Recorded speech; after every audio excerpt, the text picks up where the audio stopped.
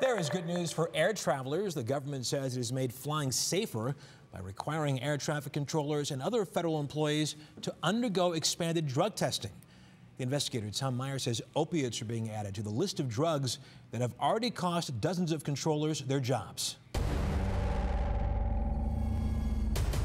2194 Heavy, Cleveland. Speedbird 218 Heavy, Cleveland Center, roger. Mix 406 Cleveland Center, roger. EWA 609, contact Cleveland Center 120.4. From their perch high over Cleveland, that individual has to have an extremely high level of alertness. Runway 8 cleared for takeoff. Air traffic controllers have our lives in their hands. Pilot Larry Roll.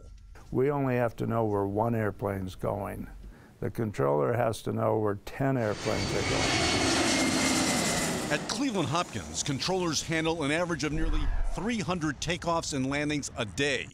8.5 million passengers passed through the airport in 2016. You have to be clear-headed and focused at all times. Cleared for takeoff.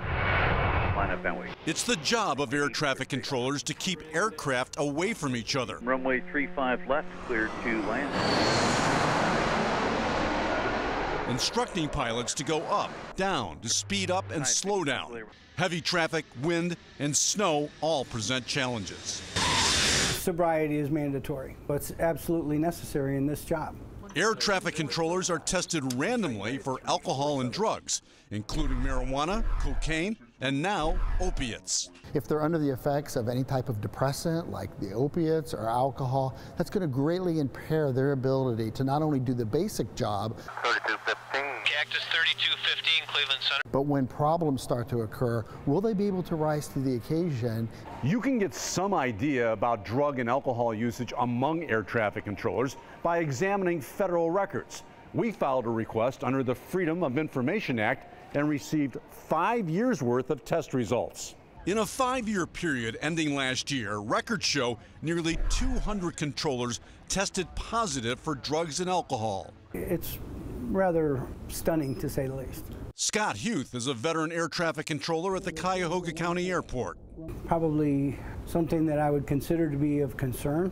Larry Roll has been flying for 40 years. He's concerned that 26 of the 196 controllers who tested positive came from the Great Lakes region.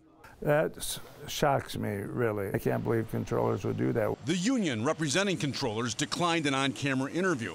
But in this email, a spokesman said they are proud of the skill, professionalism, and dedication of air traffic controllers. The workforce is well trained and focused on safety. Most controllers are found to be drug-free, but for those who fail random testing, they're immediately removed from their job and must undergo drug rehab. Tom, when they do return to work, what happens? Russ, they are watched closely. They're subject to unannounced testing at least 6 times in 1 year. Okay. Tom Meyer, the investigator. Thank you. Sure.